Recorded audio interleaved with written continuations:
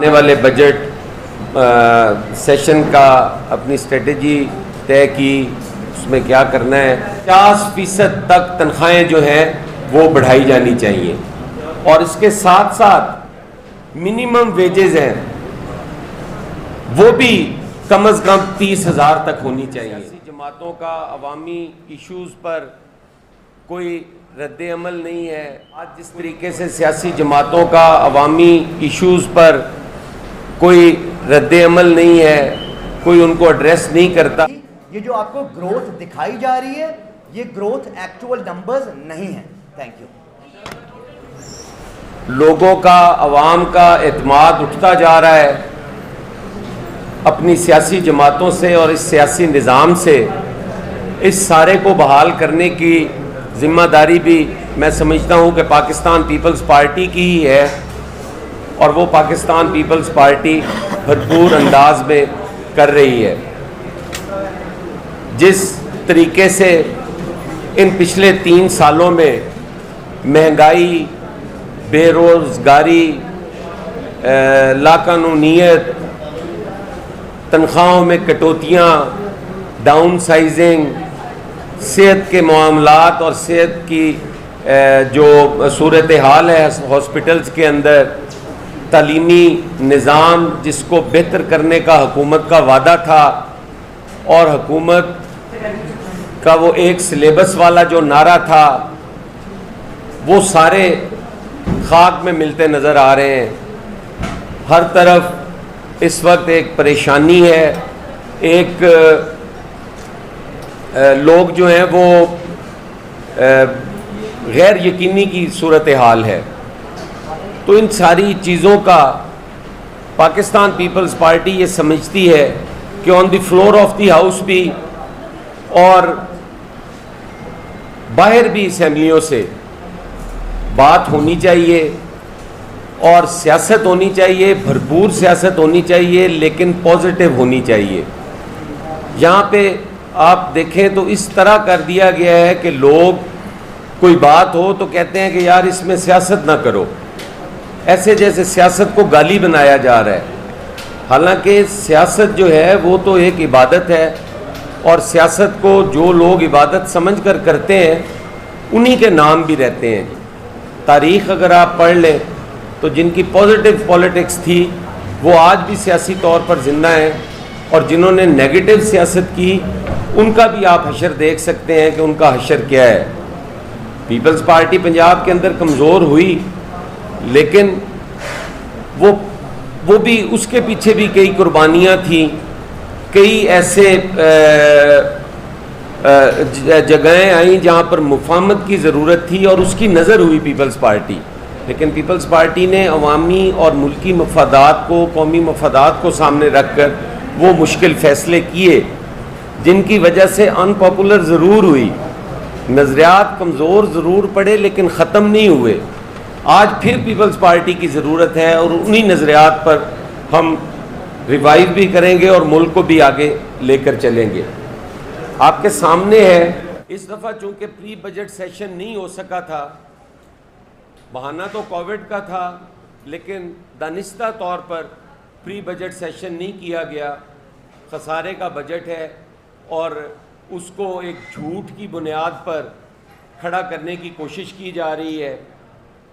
ہم نے اس میں سوچا کہ آپ کے ساتھ بیٹھ کر گفتگو کرتے ہیں، اور عوام تک ہمارے جو آواز ہے، ہمارے جو مطالبے ہیں، جو قومی مطالبے ہیں، جو عوامی مطالبے ہیں، ان کا قوم کے ساتھ شیئر کرنا بھی ضروری ہے، اور حکومت کے نوٹس میں لانا بھی وہ بہت ضروری ہے۔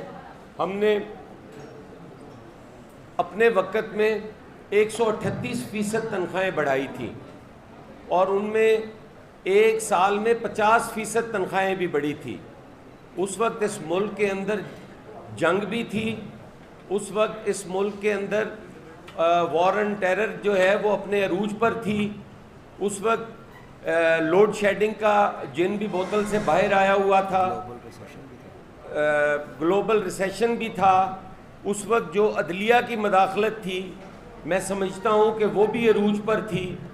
افتخار چودھری صاحب اس وقت صبح و شام کبھی وزیر اعظم صاحب کو طلب فرماتے تھے اور کبھی ہمارے واٹر اینڈ پاور کے منسٹر کو بلایا ہوتا تھا، لیکن ان ساری چیزوں کے باوجود پیپلز پارٹی نے 50% تنخواہیں بڑھائی.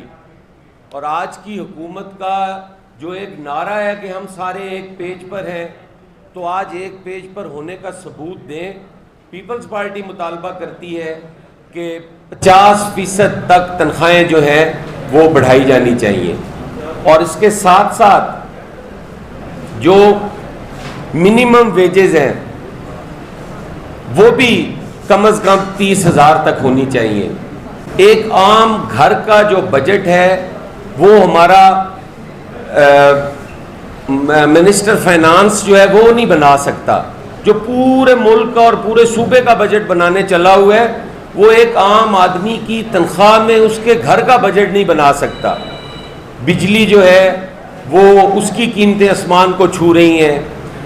پیٹرولیم مصنوعات کی قیمتیں آپ دیکھ لیں تو وہ آسمان کو چھو رہی ہیں. اور اسی طرح ہی چینی ہے، آٹا ہے، گروسری عام آدمی کے بس کا روگ نہیں ہے کہ وہ خرید سکے. یہ ساری چیزیں جو ہیں ان کا حل ہمارے پاس یہی ہے کہ ہم عام آدمی کو ریلیف دیں اور اس کی تنخواہوں میں 50% تک اضافہ ہو، اور کم از کم اجرت جو ہے وہ 30,000 روپے ماہانہ ہونی چاہیے. ہاسپٹلز میں اگر آپ صحت کے حوالے سے دیکھیں تو حکومت کا دعویٰ ہے کہ ہم نے ہیلتھ کارڈ دے دیے، اور اس پہ جب کچھ نہیں بن پڑا لوگ ابھی بھی سمجھ رہے ہیں، سمجھ کیا رہے ہیں بلکہ ہے حقیقت کہ یہ بسپ کا پروگرام ہے، بے نظیر انکم سپورٹ پروگرام ہے. اس کو جب وزیر اعظم ایک عورت سے بات کرتے ہیں تو خود کہنا پڑتا ہے وزیر اعظم کو کہ یہ بے نظیر انکم سپورٹ نہیں ہے، یہ میں دے رہا ہوں، یہ میرا پروگرام ہے. تو وہی ہمارا پروگرام اس کو آگے لے کر چل رہے ہیں، اور اسی کے نام پر اس کا نام تبدیل بھی نہیں ہو سکتا. کوشش کی جا رہی ہے کہ احساس پروگرام کے نام سے ہم اس کا کریں. اور وہ جو ہیلتھ کارڈ ہے وہ میں سمجھتا ہوں کہ وہ ایک دھوکہ دیا گیا ہے قوم کو.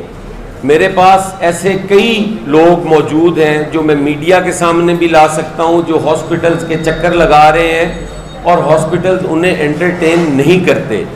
آپ نے سرکاری ہسپتال جس میں ہر آدمی کو علاج کی سہولت مل جاتی تھی، بے شک وہ اتنی بہتر نہیں ہوتی تھی، اس کی امپرومنٹ کی ضرورت تھی، اس کو بہتر بنانے کی ضرورت تھی، وہ آپ نے نہیں بنائی. اور اس کے بدلے آپ نے اپنا ایک ٹریڈ مارک شروع کر دیا احساس کے نام سے کہ ہم یہ ہیلتھ کارڈ دے رہے ہیں اور یہ بہت بڑا کام ہے اور ساری قوم جو ہے وہ اس سے فائدہ اٹھائے گی. تو وہ ہیلتھ کارڈ لیے لوگ پھر رہے ہیں، ان کو علاج کی سہولت نہیں ملتی. ہم چاہتے ہیں کہ ہمارے جو سرکاری ہاسپٹلز ہیں کم از کم کارڈک کا جو ہے وہ ہر ڈسٹرکٹ ہیڈ کوارٹر پر اس کے ICU بھی ہو، اور بلکہ ایک کارڈک سینٹر کا قیام ہونا چاہیے. دور دراز سے دل کے مریض جو ہیں وہ نہیں پہنچ سکتے کہ لاہور PIC آ جائیں یا فیصل آباد FIC چلے جائیں. ہماری تو ڈویژنل ہیڈ کوارٹرز پہ بھی ابھی تک پورے نہیں ہیں. تو یہ ہم چاہتے ہیں کہ ہیلتھ میں بہتری لانے کے لیے ہمیں کم از کم ڈسٹرکٹ ہیڈ کوارٹرز پہ سٹارٹ کرنا چاہیے، تاکہ اس سے ہمارے جو رش ہیں ادھر لاہور میں ہو یا بڑے بڑے شہروں میں وہ بھی کم ہوگا، اور لوگوں کو ان پہ ڈور سٹیپ پہ جو طبی سہولتیں ہیں وہ بھی مل سکیں گی. ہم نے ایجوکیشن کے حوالے سے بات کی کہ ایجوکیشن کے اندر حکومت نے بڑا واضح یہ نعرہ لگایا تھا کہ ایک تعلیم ہوگی سب کے لیے. ہم نے اس وقت بھی کہا تھا کہ یہ ممکن نہیں ہے. آپ کس طرح پرائیویٹ سکول سسٹم کو جو ہے وہ ایک ٹاٹوں والے سکول کے برابر لے آئیں گے؟ یہ کیسے ہونے دیں گے؟ اس ملک کے جو مالک ہیں، جو بیوروکریسی ہے، جو بڑے بڑے لوگ ہیں، وہ کیسے ہونے دیں گے HSN کو ایک ٹاٹوں والے کے مقابلے میں؟ یہ آپ نہیں کر پاتے. کم از کم ایک نصاب جو ہے اس کو ایک کر دے، تاکہ ایک غریب آدمی ایک امیر کے بچے کے مقابلے میں اپنے بچے کو، چاہے وہ ٹاٹوں والے سکول میں ہے، کم از کم ان کا نصاب تو ایک ہونا چاہیے. یہ ڈسکرمنیشن تو نہیں ہونی چاہیے کہ یہ امیروں کی تعلیم ہے اور یہ غریبوں کی تعلیم ہے. میں یہ ساری چیزیں صرف اس لیے عرض کر رہا ہوں کہ ہمارا پری بجٹ سیشن جو تھا جس میں ہم نے اپنی تجویزیں دینی تھی وہ حکومت نے دانستہ طور پر اس سال نہیں کروایا, اور ہمارے پاس اس کے علاوہ صرف ایک آپ بچتے ہیں جن کے ذریعے ہم یہ چیزیں حکومت کے کانوں میں بھی ڈال سکتے ہیں اور ہم عوام کے کانوں میں بھی ڈال سکتے ہیں. اس حکومت کے اندر جو شفافیت اور وہ بھی ایک بہت بڑے بلند بانک دعوے تھے کہ ٹرانسپیرنسی ہوگی, شفافیت ہوگی, کوئی ادھر کرپشن نہیں ہوگی, کوئی سکینڈلز نہیں ہوں گے, تو میرے خیال میں یہ واحد اور پہلی حکومت ہے اس ملک کی جو خود اپنے آپ کے لیے ہر روز ایک بحران پیدا کرتی ہے اور کرپٹ ترین حکومت ہے. اور پہلے یہ کہا جاتا تھا کہ ایک وزیر اعظم ایماندار ہوگا تو نیچے سارے ٹھیک ہو جائیں گے. یہ پہلی حکومت دیکھی ہے کہ وزیر اعظم ایماندار, سو کالڈ ایماندار آیا اور اس نے سارا سسٹم کرپٹ کر دیا.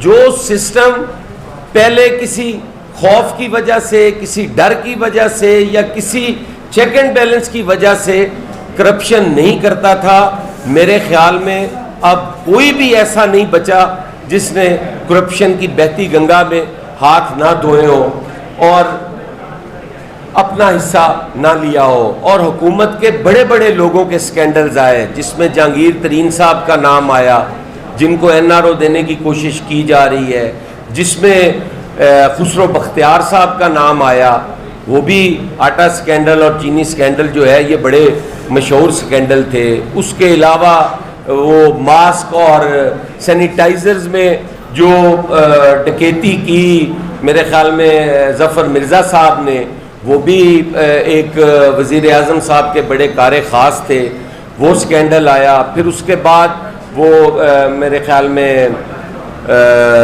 ادویات کا آیا, وہ کیانی تھا شاید, اور وہ بھی کوئی 500 ارب روپے کا گھپلا تھا. اسی طریقے سے بجلی میں آپ دیکھ لیں, ہر جگہ پر کرپشن جو ہے وہ عروج پر ہے. اور پھر اپنے ہی فرنٹ لیڈی کو, اپنی بہن کو, علیمہ باجی کو جو NRO دیا گیا